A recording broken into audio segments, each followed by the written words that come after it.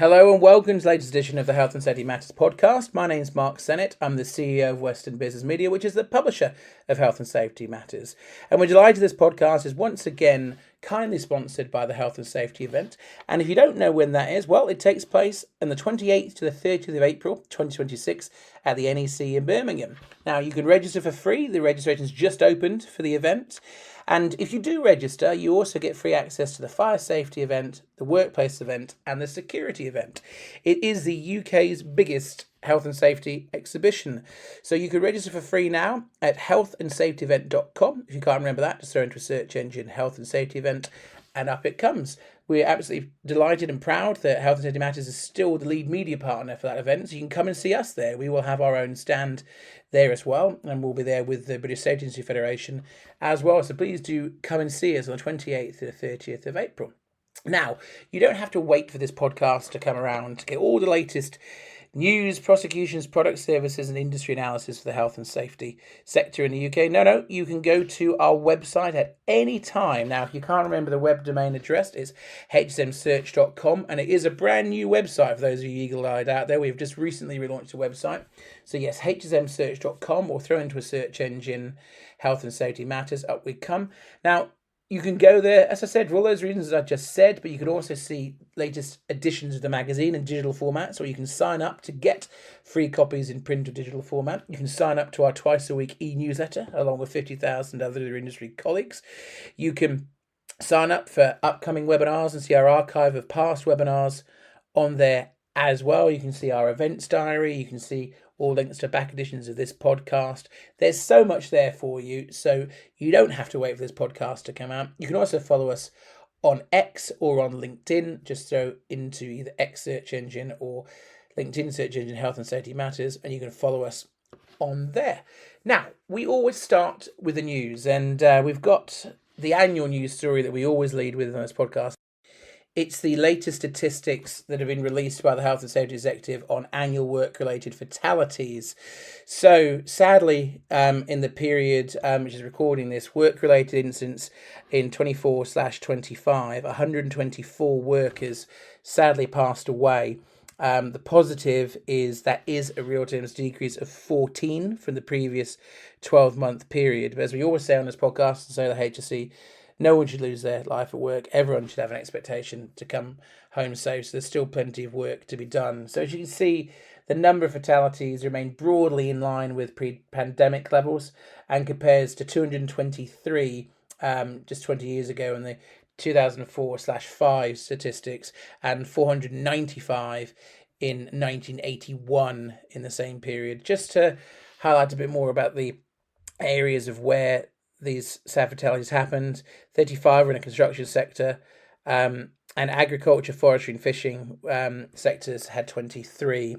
Of all the main industry sectors, agriculture, forestry and fishing continues to have the highest rate of fatal injuries per 100,000, followed by the waste and recycling sector. The most common cause of fatal injuries continues to be falls from height, which is 35, and represents over a quarter of the worker deaths recorded in this period. A further 92 people who were not at work were killed in work-related incidents in 24/25. This refers to members of the public who were in workplace but were not working themselves. So commenting on this, HSE Chief Executive Sarah Albon said, "Great Britain is one of the safest places to work, but we must remember each of these deaths represents a tragedy for the families, friends and communities. Despite the stability in numbers, we cannot accept that fatal accidents are an inevitable part of working life. We're also encouraged by the long-term trend, but urge against complacency on workplace safety." The HSE has also published its annual figures for mesothelioma, which is a cancer caused by past exposure to asbestos. The latest figures show that 2,218 people died from the disease in 2023, representing a fall of 62 compared with 2022, and that's substantially lower than the average of 2,508 deaths per year over the last 10-year period of 2011 to 2020. So current mesothelioma deaths reflect exposure to asbestos that occurred before the 1980s, and annual deaths are expected to continue declining over the next decade. So you can read even more into that report on our website. Go to the news section of our website. I'll throw into a search engine HSE safety statistics and it will come up. So what have we got next on the news? So as you may have seen, IOSH has a new president-elect, and it's interesting. They've come out and set their sights on a profession that's fit for the future in a statement made recently. So, reading this, the new president-elect of IOSH, Dr. Sean Lundy, is determined to ensure that the profession is able to respond to the challenges of the changing world of work. He says he's determined to ensure the profession is able to respond to the challenges of a changing world of work. His comments here and his statement from going into post were, "I'm honoured and grateful for the trust placed in me. This is a fantastic opportunity and a significant responsibility. My commitment is to ensure our profession remains fit for future and continues to attract support both new and existing members. We need to be able to deal with the external pressures which are changing the world of work. This is driven by many things, including new technology, and is causing anxiety for people at work."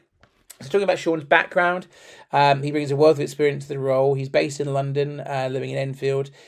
He left the Royal Army Medical Corps in 2000, where he studied environmental health and occupational hygiene. Since then, he's worked across a variety of sectors, including more than a decade at academia in Middlesex University and the University of Greenwich, where he supported young people into the health and safety profession. More recently, Sean has worked for property risk management firm Tetra Consulting, where he's currently the Chief Strategy Officer. So another news story I've got for you here is titled, "Research Highlights the Lack of Drink Driving Education." So you can go into our news pages or just search on our own search bar on the website, drink driving education. So some businesses are putting other motorists' lives at risk on the roads by failing to ensure that their drivers are fully aware of the dangers of drink driving, according to some new research. Worryingly, the survey, which is carried out by leading road safety charity I Am Road Smart, revealed a careless approach in the festive period. There is typically a spike in drink driving offences, with more than 59% of businesses expecting some of their employees to drive for work the day after their Christmas party. The chance of drink driving incidents is obviously considerably higher with this. Despite the risk, only 1 in 5, which is 90% companies, test their business drivers for alcohol in their system daily over the festive period. On top of this, almost half, 48% of firms, fail to provide any drink driving awareness training to staff at this time of year, with 35% waiting until a drink driving incident has occurred before they take any action. This survey included 250 HR directors and business owners at UK SMEs that employ people who drive for part of their work. It found that more than half, so 52% of firms, had experienced a drink driving incident at some point over the past 3 years, with 54% saying incidents had a damaging effect on their business. Research also revealed dissatisfaction with existing drink driving policy and training. A total of 36% of respondents believe that their business policy could be stronger, while 39% of businesses that conduct in-house drink driving awareness training are not fully satisfied with the provision. So commenting on the findings, Nicholas Lies, who's the Director of Policy and Standards at I Am Road Smart, said, "These results paint a very worrying picture of existing attitudes towards drink driving awareness among some SMEs across the UK. It would seem many businesses are failing to properly educate drivers or even test them for alcohol, particularly during the festive season when drink driving occurrences often rise." So I Am Road Smart completely understands that it's a significant factor for SMEs when it comes to investing in training, but they have got something called a Fitness to Drive Toolbox Talk, which is designed to relieve the burden on firms providing this training firsthand and giving business drivers access to expert-led sessions that help to reduce the risk of drinks driving before incidents can happen. So you can see a link direct to that on this news article. It's something you can download for free. I would strongly suggest that you have a look at it. As I said, go to the news pages or throw into search engine drink driving education, and this article will come up and you can get access to that toolbox talk. So a number of good things have happened over the last few weeks here at Health and Safety Matters. We're absolutely delighted to announce the launch of the Women in Safety and Health Awards. So this is completely new initiative that we are opening up for entries in April. We're absolutely delighted and very grateful that we've already got HSI DoneSafe as our headline sponsor of this awards. These awards are aimed at honouring the outstanding achievement from exceptional women working within the health and safety industry. And it's going to be more than just awards. We're going to be doing regular content in each edition of the magazine about how we can encourage more people who are women to enter the health and safety profession. We are also going to have 2 annual meetups, which will be free to attend a year. We're going to obviously have it on the podcast and digitally as well. We're going to do some seminar sessions at HSM Live. So we're actively looking for people that might want to volunteer their time to be part of a steering committee. So if you are interested in putting yourself forward to be part of the steering committee for that, please just email us at marketing@westernbusiness.media. And if you want to find out more about it, the website is womeninsafety.co.uk. So as I said, opening entries in April. The awards themselves will be in central London at the Mercure and Earls Court on the 15th of October next year, co-located with the Women in Fire Safety Awards as well. So we're putting more about this on the podcast coming up. I'm really excited about the stuff that we can do in that sector, because it's not just about bringing women into the sector. So much more is now happening on the female workwear side of things, which is key to protecting people. So I think there's a lot of interesting stuff that HSM will be doing around this as we move along in the coming months. Now, talking about awards, I'm delighted to say the Safety and Health Excellence Awards, which are the biggest in the sector, are now open for entries. It's completely free to enter. You have got until the 27th of February 2026 to enter. And this is the perfect way for you to get yourself, a colleague, your team, your organisation, a client, a member of your supply chain, a product or a campaign or a project recognised. There is a plethora of categories: best risk management performance for drivers, best health and safety manufacturing, health and safety manager of the year, health and safety project of the year, best use of safety data to low incident rates, campaign of the year, distributor of the year, health and safety team of the year, the inclusivity award, marketing campaign of the year, rising star, sustainable company of the year, the Alan MacArthur Unsung Hero Award, the woman of the year, training provider of the year, health and safety consultancy of the year, safety excellence awards, the risk management product of the year, and of course the lifetime achievement award. So it's completely free to enter. You've got until 27th of February to enter at www.she-awards.com. If you can't remember that, do not worry. Just throw into a search engine, Safety and Health Excellence Awards, and up we come. The awards themselves will take place on the 1st of July at the Coventry Building Society Arena.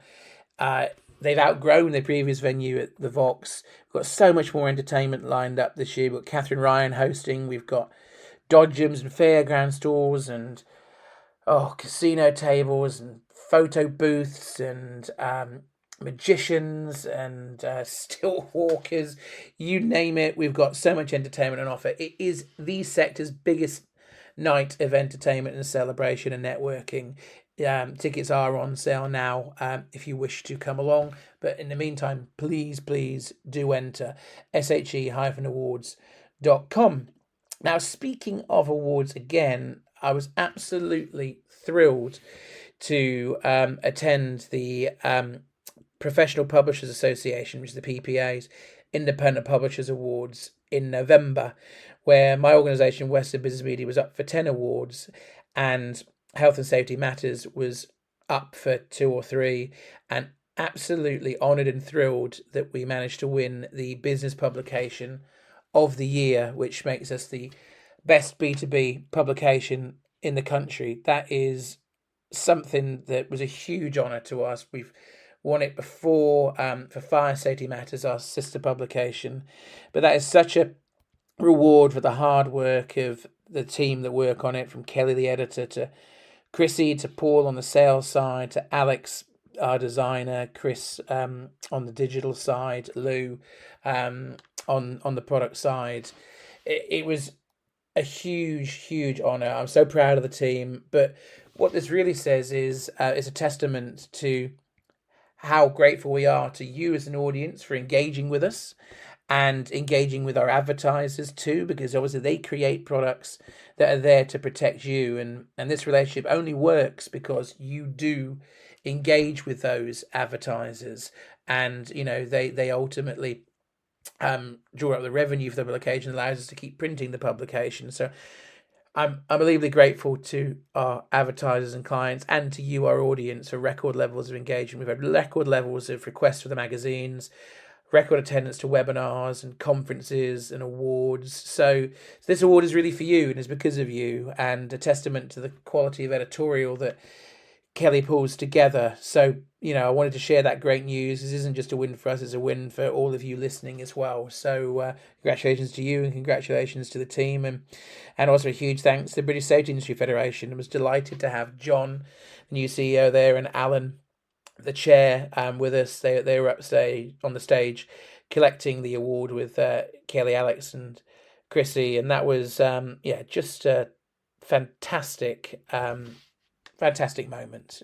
So we also were lucky enough to win Editor of the Year for our editor of Professional Security and Store, the magazine, Andy Clutton. So also incredibly proud of him and the rest of the company for all the other awards they got shortlisted for. So I thought I'd share that bit of good news. It really was a great day, and it shows those of you listening around say, please enter our awards, the Women in Safety Health Awards or the Safety and Health Excellence Awards. We practice what we preach here. We passionately believe in recognising our teams and our brands as well. So I'm not asking you to do anything that I don't do myself. I'm very proud to enter our publications into awards like this.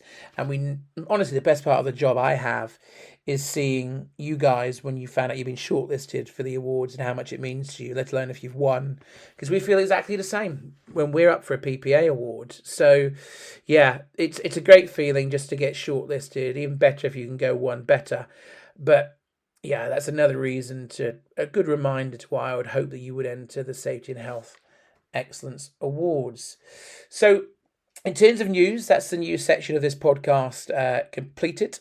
But as I said, you don't have to wait for the podcast to come out to get the latest news, prosecutions, products and services, analysis of the sector. You can go to our website at any time, hsmsearch.com, or throw into a search engine Health and Safety Matters, and up we come.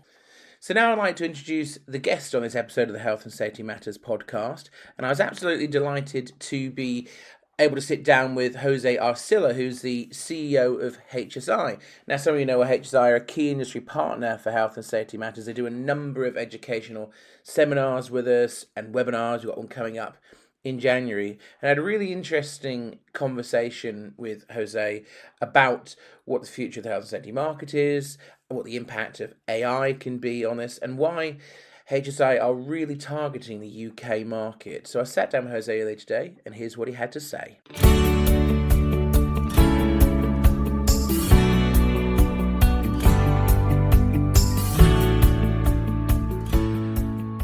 Jose, thank you so much for joining us on this edition of the podcast. You're joining us right now from Dallas. I'm in Oxford, in Oxfordshire, so it shows we've got a truly international reach today across time zones. So how are you? I'm great, and it's a pleasure to be here. Super excited for the conversation. Now, listen, we've been meaning to do this for a while. We've got a fantastic industry partnership with HSI. We do so many things with you, from educational articles, educational seminars at our Health and Safety Matters live events and webinars. And of course, you're a key industry partner as the headline sponsor of the new Women in Safety and Health Awards. But I think many of our audience will be pretty familiar with HSI now, but I want to take this opportunity before we go into a wider chat. Would you mind, just for those that may not know what HSI does, could you tell us a bit more about the business? Yeah, absolutely. So obviously this is a business that started in North America many, many years ago. And it's had an ethos really dedicated to making the workplace safer and smarter. And it's easy to say that, but it's something that's really driven everything we've done all the way back from the late 70s to where we are today. We started primarily on training, digital training and education, whether that's first aid, CPR training, workplace safety and compliance training, to where we stand today, which is really a comprehensive platform that pulls in everything around environmental health and safety into that unified system that really is about sustaining safer and smarter and more resilient workforces. So it's been an incredibly long journey, and obviously we still have a long way to go as we continue to build that out and really drive what we think customers need, which is that unified platform. So you've had a fascinating career path from cybersecurity and now to leading HSI, which, as you said, is a company focused on keeping people safe.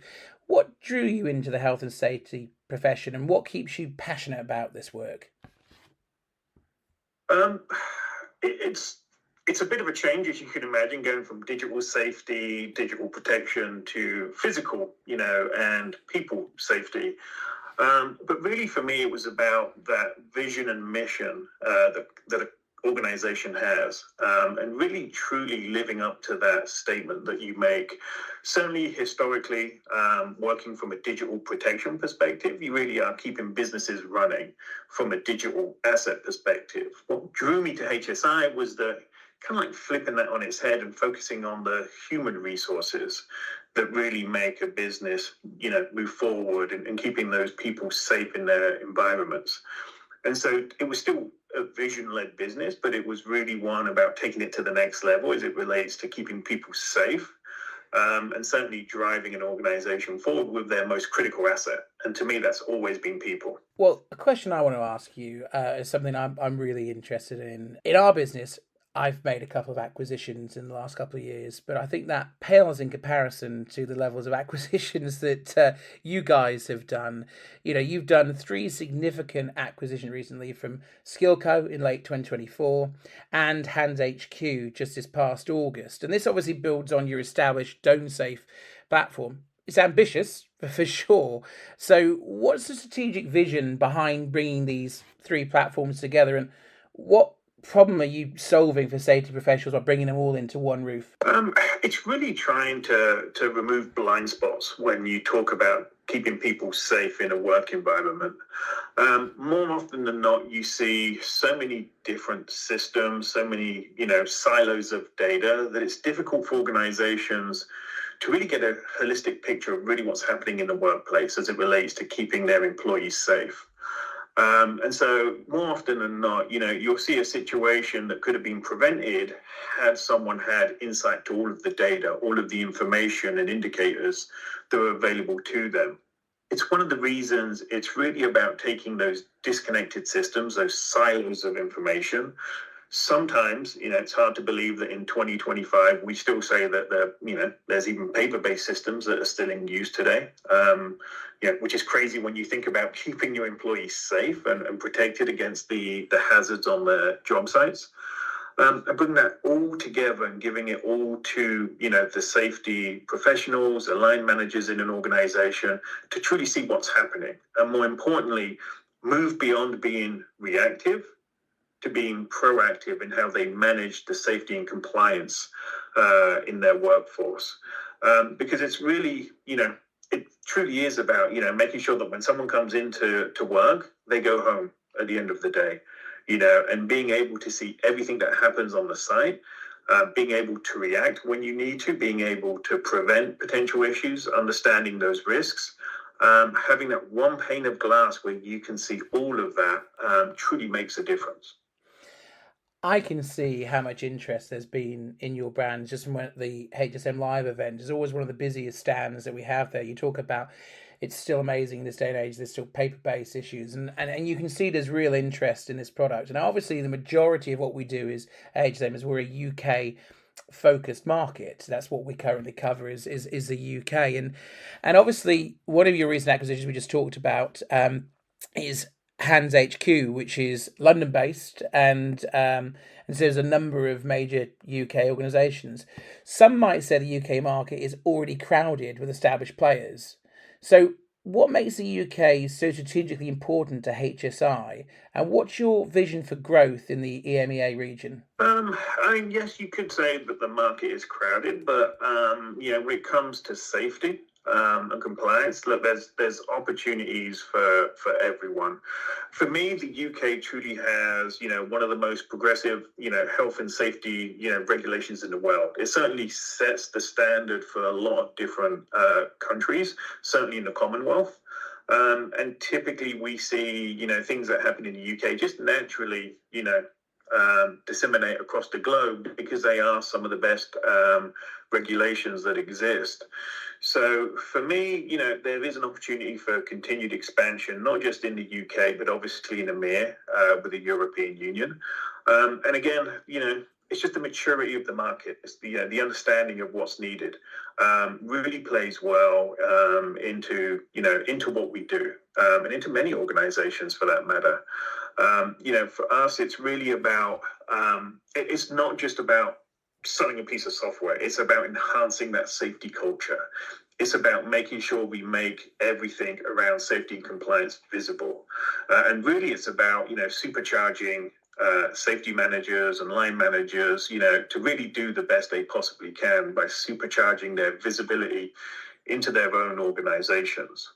Of course, this is a step for us into Europe as well. Having the UK as a base, obviously, it's certainly a great gateway for us, to work in the UK and Ireland, but then use that as a base to launch into some of the other geographies and territories in the European Union. We've been pulled there historically. Even though we may not have always had a presence, we work with many large multinationals. And so we've always had a presence. This really solidifies that and allows us to continually grow and improve ourselves as we see new regulations come out. Obviously, it gives us an opportunity to continue to learn, develop, and put our best foot forward for our customers and partners in that market. So we've got to talk about it, the AI question, hype versus reality. So every software company seems to be talking about AI right now, and that's HSI included. But there's also concern in the safety community about technology potentially replacing human expertise and judgment.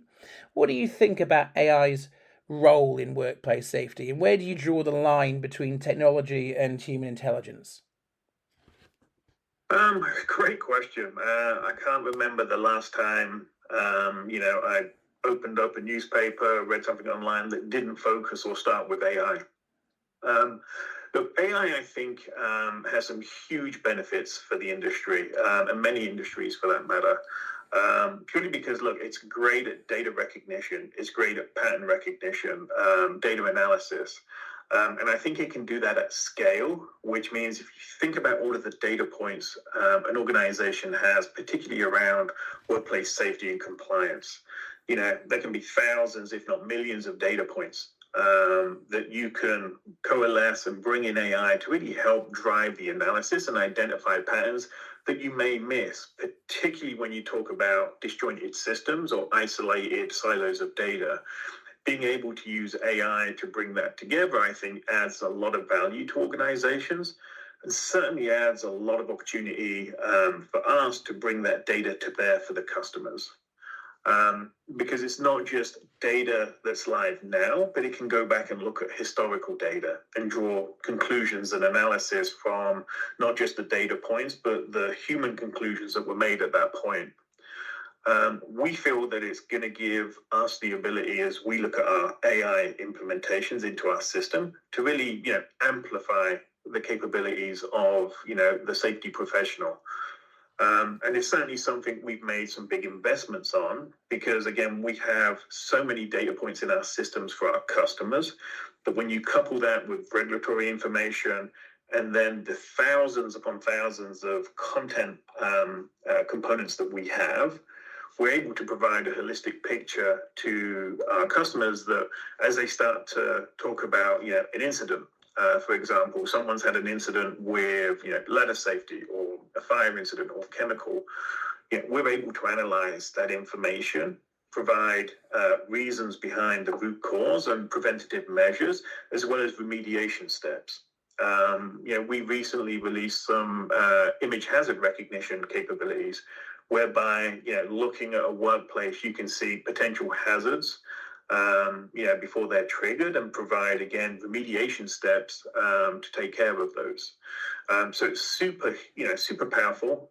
As I said, it amplifies the capability of a safety professional.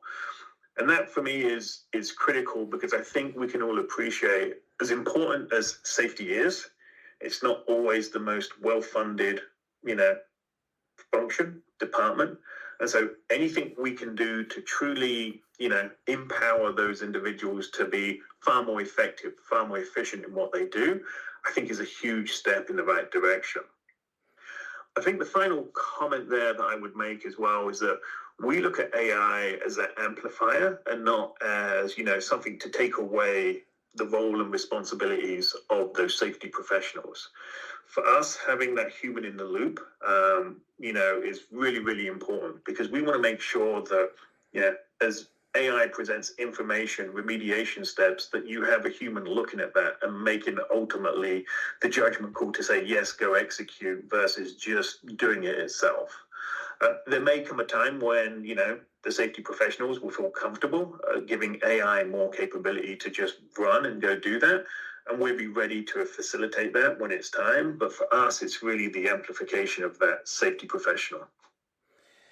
So you obviously brought these three platforms, DomeSafe, SealCo, and HandHQ, together into one integrated solution in 2026.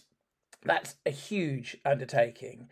What does success look like for HSI in the EMEA market over the next year or two? And what should organisations expect from solutions that HSI can offer compared to alternatives found in the market? Because as you said, it's a really busy market, but one that you guys are really starting to stand out in now. Yeah. Look, for us, really, what we want to do is we want to bring these best of breed capabilities and features together in that one holistic platform. Being able to look at the whole life cycle of what's required from a robust EHSQ type platform, as well as a safety program. It's really about, how do you onboard someone? How do you give them the training, the competencies they need, all the way through to then, recording their performance, the near misses that occur, the checklists that are needed to make sure assets are safe. Being able to do that all the way through in one place, having those, AI remedial steps, checking competencies, making sure people have the right skills to be on a job site, flagging issues as they occur or even before they occur. Being able to bring all of that together, I think, is really critical, which is why we did the acquisitions we did with SkillCo and HandHQ, focused on being able to address skills verifications, being able to, do the risk assessments for potential jobs, and then pulling that into a complete ecosystem that connects all of those dots in one place is hugely powerful. And so we think that there's an opportunity to continue to grow and expand our footprint in both the UK, Ireland, as well as the rest of EMEA. But we're going to continue to look and expand that across, additional sectors where we feel there's adjacencies that can help, and where there's opportunities to continue to look at, just bolstering the needs and requirements based on the ever-changing landscape of regulations.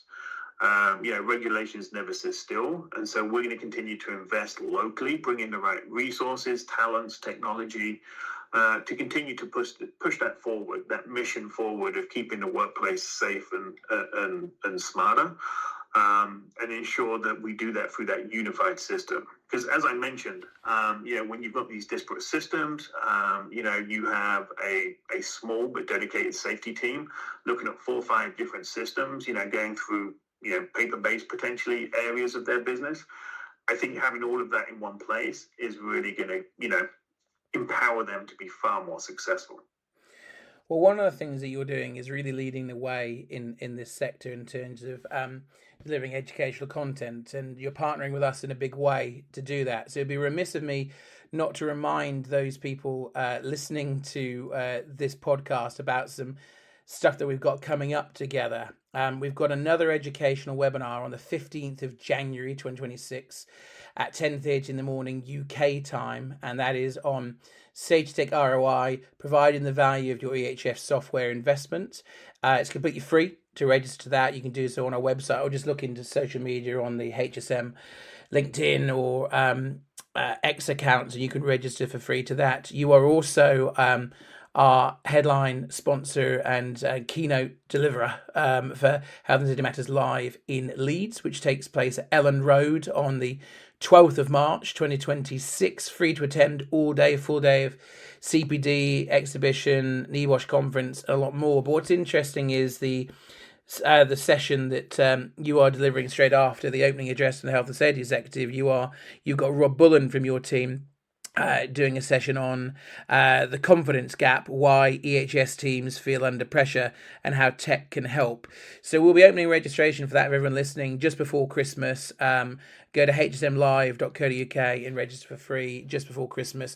That is a session that I would strongly suggest you attend. You'll get CPD for attending. But Jose, how I want to end this really is just a call to action, really. I mean, there's obviously plenty of opportunities to see your team at our events, but I don't want to have to wait till March or wait to a webinar to get in touch with you. If they want to find out more about HSI, what's the best way to do so? I know obviously you've got the website, which is donesafe.com, isn't it? But where would you direct people to? Would you direct them to the website, social media? What's the best way to get in touch with you or your team? Yeah, look, all of the above. Obviously our website is a great place to start. A lot of great information, a lot of great case studies, for people to read, as well as obviously engaging with us directly in social media. They can obviously find us online at LinkedIn. We'd be more than happy to connect live and talk to them, about what we do and our capabilities. Look, I'm always happy to connect live with people as well. We may be, what some people consider a larger organization, but for me, it's still, people connecting with people. It's certainly critical. Love the UK market, as you can tell from my accent, originally from the UK. Safety for me has always, resonated purely just from my background. Growing up in Aylesbury, Stoke Mandeville Hospital is a well-established institution, not just locally but globally, and it was focused on people that were injured and hurt in a lot of different scenarios. Some workplace related. So my mum worked there, resonated for me. So if anyone wants to talk to me about safety in the workplace, what we can do for them, how we can amplify their capabilities, even I'm available. You can just hit me up in LinkedIn, and I'll be more than happy to make connections for people. And that's the one as this podcast. Jose is in Dallas, but yet he's from Aylesbury, just down the road from me in Oxfordshire. And that is the great thing about this podcast. We can bring you people from all over the world, leading industry figures like Jose. Really grateful for your time, Jose, on this, and for all the support that HSI have given us. I mean, as I say to the audience all the time, the reason that we're able to do the podcast and the events for free are because of partnerships like we have with HSI. So hopefully this podcast is a bit of an insight into the key work that you do, the great product offering that you've got, and now you know a call to action of how you can get more information from either Jose or HSI. So you can go to the Don't Safe website, or social media is a good way to do it. I would strongly urge you to do it, and I strongly urge you to come along to our webinar with them. But yeah, for now, thank you so much for making time for us, Jose. I really appreciate it. No, thank you, Mark. Appreciate the time.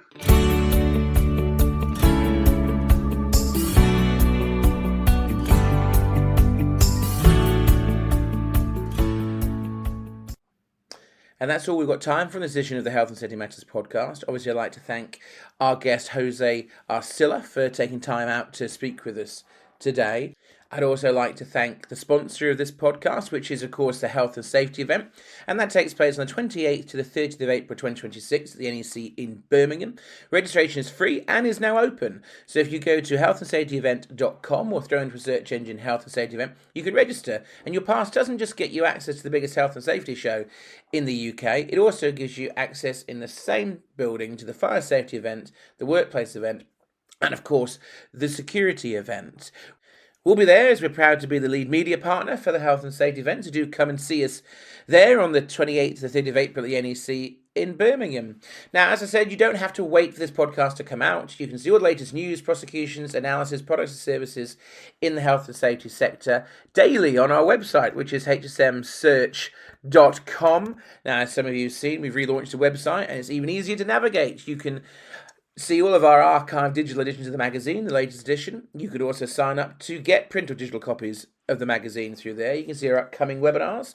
You can have access to our back archive of webinars through the Ignite CPD webinar portal on there. You can also see back editions of the podcast on there. You can see our events calendar. There is lots to see. You could also, of course, sign up to our twice a week e-newsletter, which 50,000 other of your industry colleagues do. So please do go to hsmsearch.com. But in the meantime, as this is the last podcast for me before Christmas, I'd like to thank all of you for listening to the podcast this year. We're looking forward to coming back in the new year. And I wish you all a very Merry Christmas and Happy New Year.